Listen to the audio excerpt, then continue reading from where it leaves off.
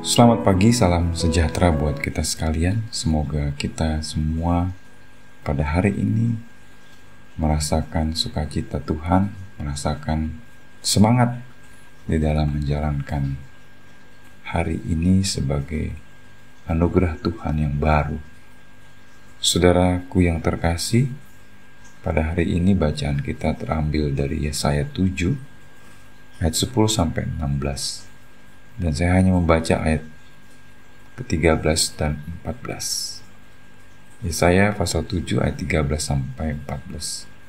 Lalu berkatalah Nabi Yesaya, "Baiklah, dengarkan, hai keluarga Daud. Belum cukupkah kamu melelahkan orang, sehingga kamu melelahkan Allahku juga? Sebab itu Tuhan sendirilah yang akan memberikan kepadamu suatu petanda.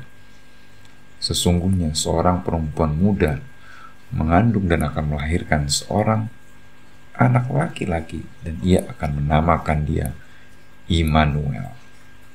Sampai sedemikian pembacaan kita.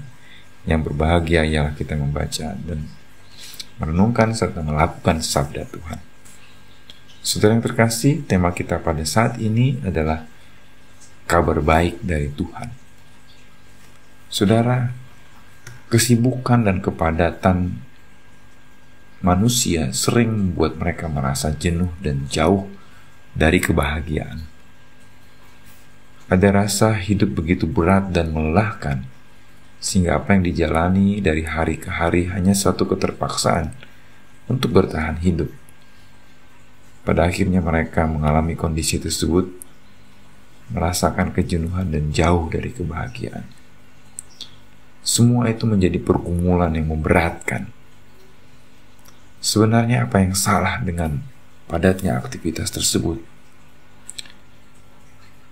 Semuanya itu karena fokus kita keluar dari apa yang Tuhan rencanakan.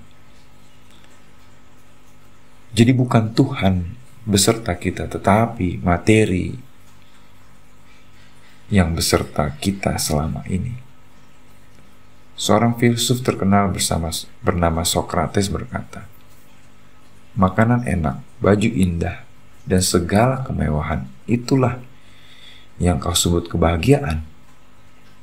Namun aku percaya satu keadaan di mana orang tidak mengharapkan apapun adalah kebahagiaan tertinggi." Jadi kebahagiaan kita adalah Tuhan beserta kita, bukan harta duniawi.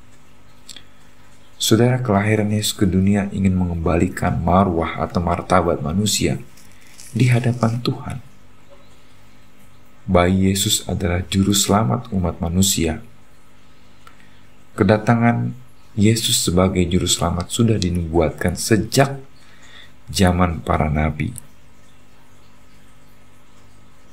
Seorang nabi adalah seorang yang menyampaikan pesan Tuhan kepada bangsa Israel.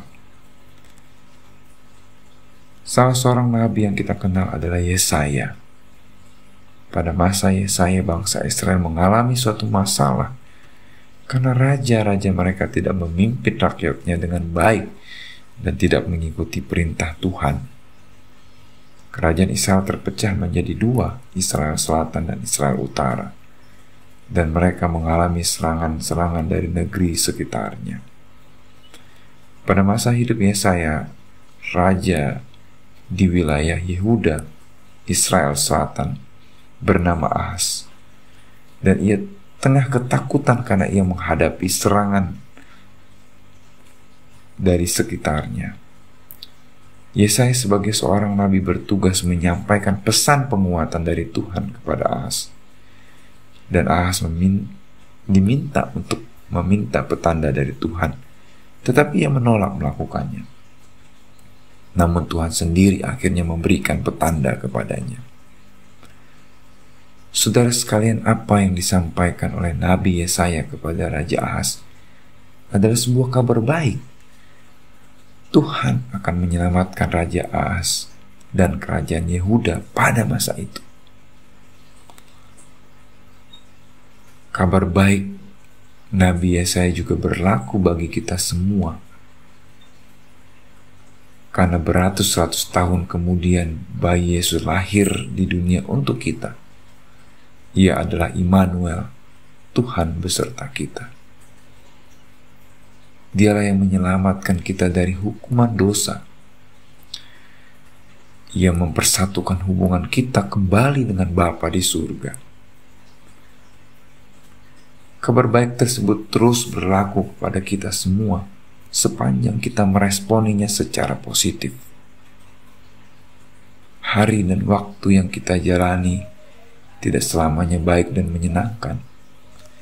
Tetapi keyakinan Immanuel, Tuhan beserta kita, memberikan kekuatan serta penghiburan dikala hidup ini terasa berat dan sulit.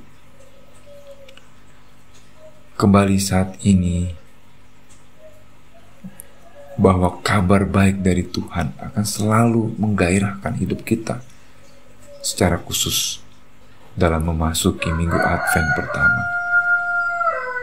Mari saya ajak kita untuk menikmati dan meresapi kembali kabar baik dari Tuhan yang telah lahir untuk kita, sehingga hidup yang kita jalani terasa menyenangkan dan merasa ada kekuatan Allah yang hadir dalam hidup kita. Selamat mencobanya. Tuhan Yesus memberkati kita. Amin.